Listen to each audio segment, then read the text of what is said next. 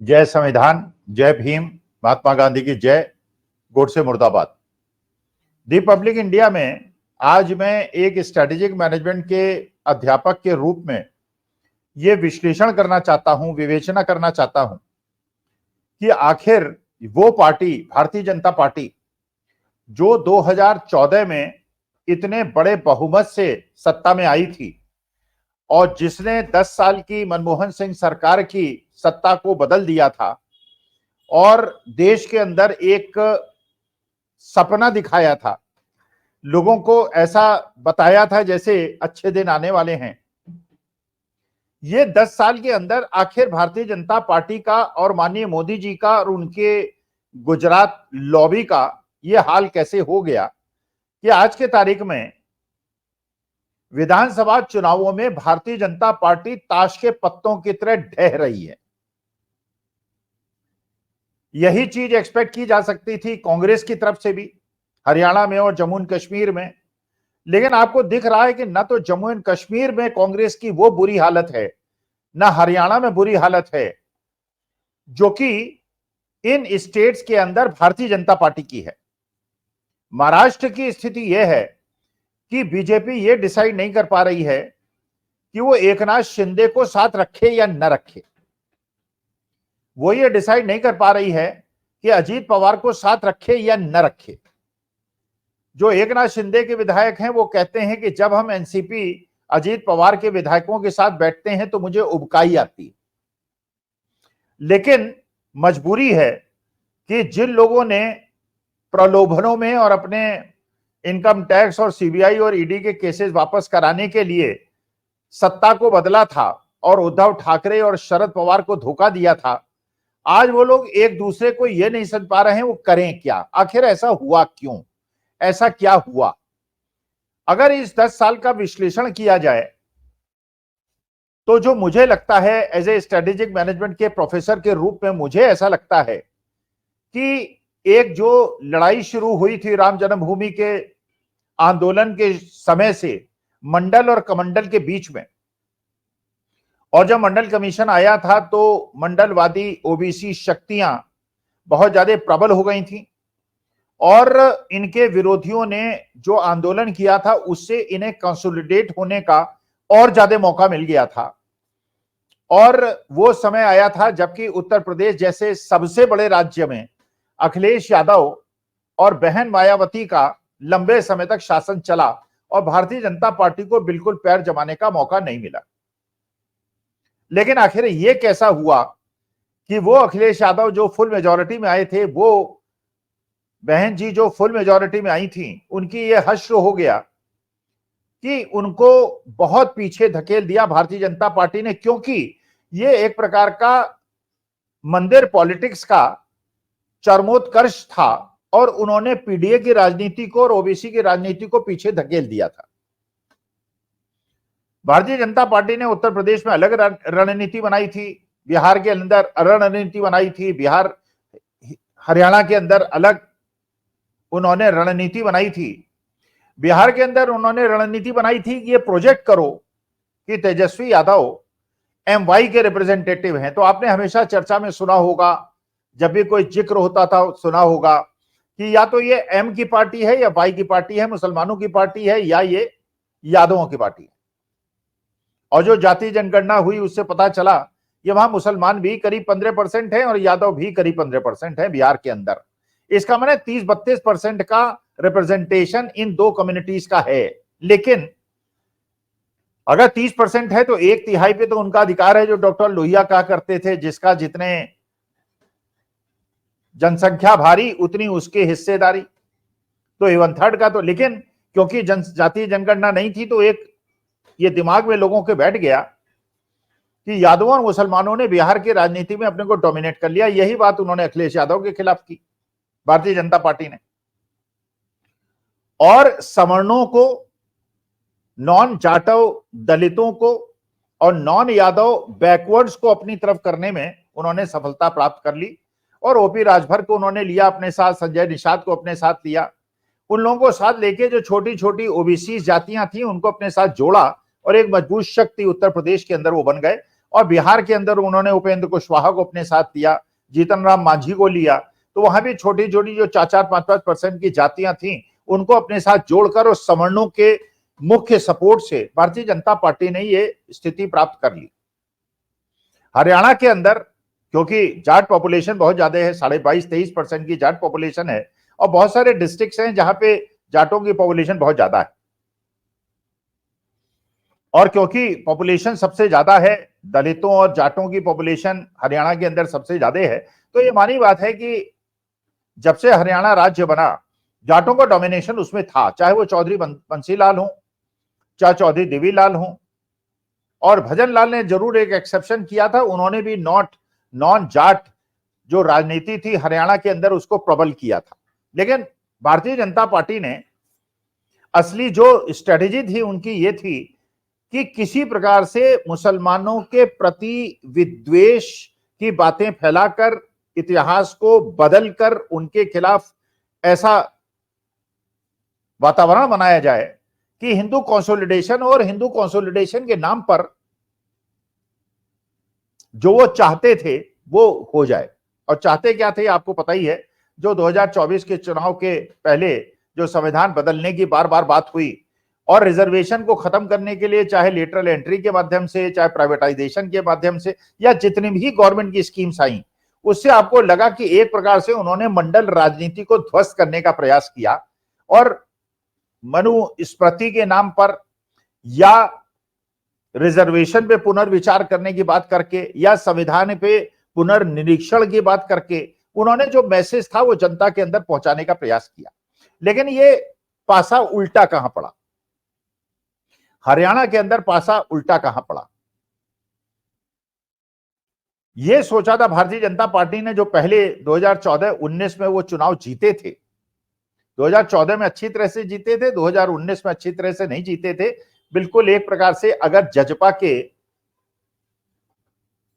लोगों ने उनका समर्थन न किया होता, 10 लोगों ने समर्थन न किया होता, तो भारतीय जनता पार्टी की सरकार न बनती। लेकिन वहां उन्होंने नॉन जाट सेंटिमेंट को फैलाकर ओबीसी को अपनी तरफ करने का प्रयास किया था, और काफी हद तक ओबीसी को उन्होंने अपनी तरफ से कर लिया था, क्योंकि ओबीसी इस बात से बहुत ज्यादा थे कि साहब जाटों का डोमिनेशन रहा है और हमें we want a alternative government. Manohar Lal Khattar, जिनके बारे में हरियाणा के अंदर कोई नहीं सोचता था कि ये मुख्यमंत्री बनेंगे,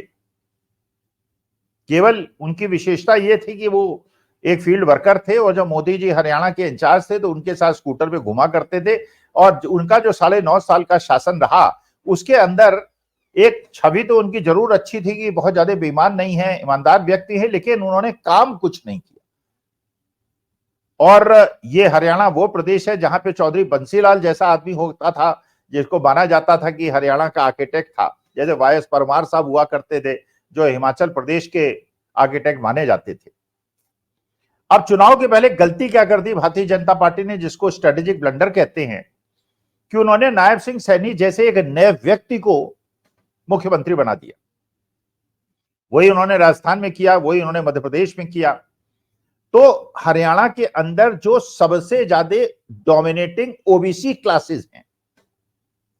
जो इन्फ्लुएंशियल क्लासेस हैं, जिनके पास पैसा भी है, जमीन भी है, ताकत भी है, गांव के अंदर से भी है,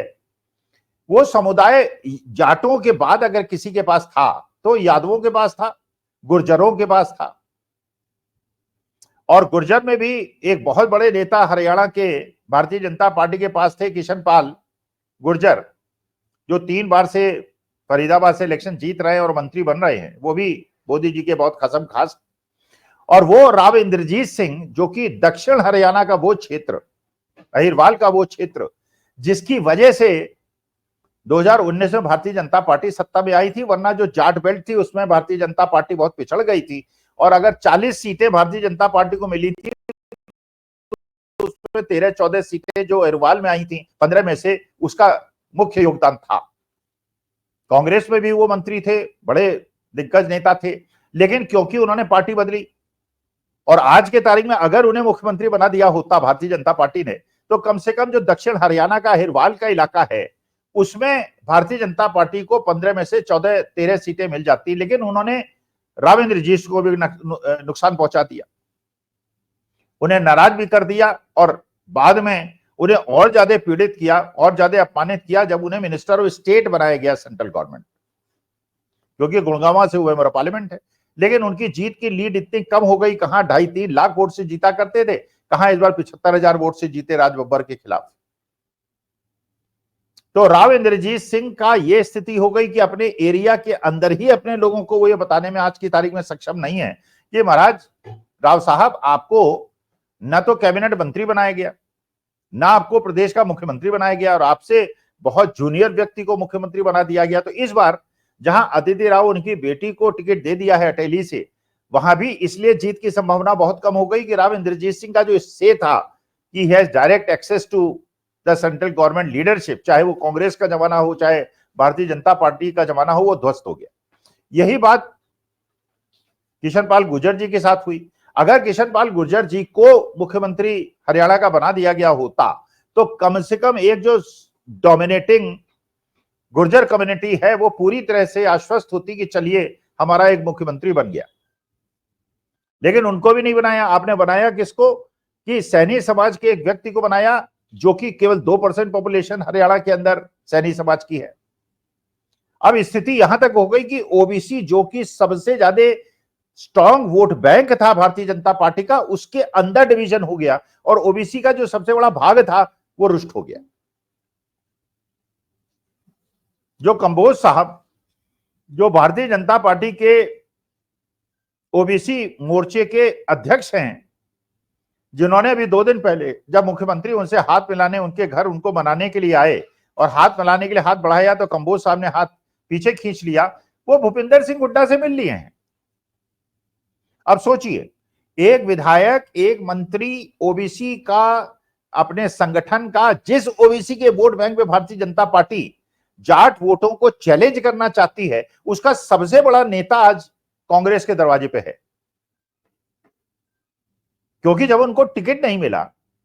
जब उन्होंने कहा कि भाई देवेंद्र सिंह से बबली और जजपा के आए हुए और कांग्रेस से आए हुए 2 दिन पहले आए हुए लोगों को आप टिकट दे रहे हैं, जब किरण चौधरी को राज्यसभा भेज रहे हैं और उनकी बेटी को श्रुति चौधरी को विधानसभा का टिकट दे रहे हैं, तो पुराने नेता जिन्होंने 30-40 साल भारतीय जनता पार्टी के लिए काम किया है, उनका अगर इस प्रकार से उपेक्षा और अपमान होगा तो भारतीय जनता पार्टी, तो इस प्रकार से हरियाणा के अंदर भरभरा के टूट। अच्छा, यही बात उत्तर प्रदेश के अंदर हुई। अखिलेश यादव ने जिस प्रकार से देखा कि जो एक जाटव कम्युनिटी तो है जो बहन जी के साथ अभी भी काफी हद तक है, अभी भी वोट बैंक उनका है जो बरकरार है जाटव कम्युनिटी का, लेकिन जो पासी हैं, जो खटिक हैं, उनको, जो निषाद हैं, उनको आगे बढ़ाकर जिस प्रकार से उन्होंने मेनका गांधी को सुल्तानपुर में हरवाया, जिस प्रकार अयोध्या में लल्लू सिंह को उन्होंने हरवाया, तो उन्होंने जो नॉन जाटव दलित कम्युनिटी है और नॉन यादव ओबीसी कम्युनिटी को भी अपने साथ लिया और पीडीए का नारा दिया और उनको रिप्रेजेंटेशन भी दिया, उनको सम्मान भी दिया। अवधेश प्रसाद को लोकसभा के अंदर जिस प्रकार राहुल गांधी ने सम्मान दिया और जिस प्रकार से अखिलेश यादव ने सम्मान दिया, तो एक मैसेजिंग हुई कि हम अंबाई की पार्टी नहीं है। और यही बात जो बिहार के अंदर तेजस्वी यादव पहले इग्नोर करते थे, लालू प्रसाद यादव इग्नोर करते थे, उन्होंने भी अपने 4 सदस्यीय जो सांसद चुने गए हैं उनकी लीडरशिप अपनी बेटी को न देकर, मीसा भारती को, वो भी एक कुशवाहा साहब को दी, क्योंकि कुशवाहा समाज यादव समाज के बाद और बैकवर्ड्स में सबसे ज्यादा पॉपुलेशन कुशवाहा समाज की है, जिसका अभी तक भारतीय जनता पार्टी को समर्थन मिलता रहता था। लेकिन अब वो तेजस्वी यादव के साथ, क्योंकि उन्होंने ये रणनैतिक एक कदम उठाया है, उसकी वजह से जो ओबीसी वोट का कंसोलिडेशन सवर्णों के बीच में भारतीय जनता पार्टी ने किया था वो ध्वस्त हो गया। तो आज के तारीख में आप देख रहे हैं कि कांग्रेस तो शांति से बैठी हुई है, 1-2 अपवादों को छोड़ दें, लेकिन भारतीय जनता पार्टी ताश के पत्तों की तरह ढह रही है और ये ढहने की प्रक्रिया अभी शुरुआत हुई है। अभी आपने राजनाथ सिंह का भी वो बयान पढ़ा होगा, जब उन्होंने कहा कि हुर्रियत के पास हमने अपोजिशन लीडर्स को भेजा था कि हुर्रियत से को पैसिफाई किया जाए और इनसे वार्ता की जाए जिससे शांति स्थापित। तो वो एक जो नैरेटिव था कि हम हुर्रियत के खिलाफ हैं, वो हुर्रियत, राजनाथ सिंह खुद इस बात को मान रहे हैं कि हमने इनिशिएटिव लिया था हुर्रियत से बात करने का, जो अटल जी ने तो खुलेआम किया था। जो ब्रजमोहन अग्रवाल हैं मेंबर ऑफ पार्लियामेंट छत्तीसगढ़ के, वो भी खुलेआम अब आलोचना कर रहे हैं। तो अभी तो आलोचना की जो आवाजें हैं हिंदुस्तान के कोने कोने से उठनी शुरू पड़ी हैं, दिखाई पड़ी हैं। अभी आप देखिएगा अगले 1 महीने के अंदर, और जब हरियाणा और जम्मू एंड कश्मीर के रिजल्ट्स आ जाएंगे उसके बाद आप देखिएगा किस प्रकार की बाढ़ आएगी और किस प्रकार से भारतीय जनता पार्टी होगी। और जब आरएसएस को ये आज सोचने में मजबूर होना पड़ रहा है कि वो माननीय मोदी जी का करें क्या, जब सत्ता से हटेंगे, 100 साल पूरे हो रहे हैं आरएसएस के, तो अपने उस जो महत्वपूर्ण दिन है उनके लिए, जो वर्ष है, उसको किस प्रकार से वो सेलिब्रेट करें। तो मेरे ख्याल से स्ट्रेटेजिक ब्लंडर किया है, और राहुल गांधी ने जो स्ट्रेटेजी के हिसाब से चलते हुए अपनी छवि को जनता से सीधे मिलकर सुधारा है। और आज वो जब अमेरिका में बच्चों को एड्रेस कर रहे हैं और आप देख रहे हैं वीडियो के माध्यम से किस प्रकार से खुले मन से बिना टेलीप्रॉम्प्टर के वो बच्चों से संवाद कर रहे हैं, इसका माने व्यक्ति जमीन से जुड़ा हुआ है, उसे आर्थिक और सामाजिक विषयों की जानकारी है। और जो बात उन्होंने, राहुल गांधी ने अमेरिका में कही है कि भारतवर्ष के लोग माने जाते थे, हमेशा से जाने जाते थे संवेदनशीलता के लिए, प्यार मोहब्बत के लिए, वो चीजें आज भारतवर्ष में खत्म होती जा रही हैं, जिसकी पुष्टि पिछले 10 साल के अंदर भारतीय जनता पार्टी ने अपने गोदी मीडिया के माध्यम से, अपने आईटी सेल के माध्यम से केवल एक समुदाय को अलग थलग करने के लिए, उसको पुष्टि करने में कोई कसर नहीं छोड़ी है। तो मुझे ऐसा लगता है कि ये शुरुआत है, ये भारतीय जनता पार्टी की डाउन ट्रेंड की शुरुआत है। और जो इंडियन अपोजिशन, इंडियन जो गठबंधन है इंडिया का, वो जिस प्रकार से आपस में सामंजस्य और उससे चल रहा है, और महाराष्ट्र में शरद पवार, उद्धव ठाकरे और नाना पटोले जिस प्रकार से मिलजुल के काम कर रहे हैं, अब समय वो आ गया है जब देश के अच्छे दिन आएंगे और वास्तविकता में 142 करोड़ लोग मिलजुल कर प्यार मोहब्बत से हिंदुस्तान को मजबूत करेंगे। और केवल आईटी सेल्स काम नहीं करेंगे, जनता तक चीजें परकोलेट करेंगी और जनता तक लाभ पहुंचेंगे। नमस्कार, धन्यवाद और प्रणाम।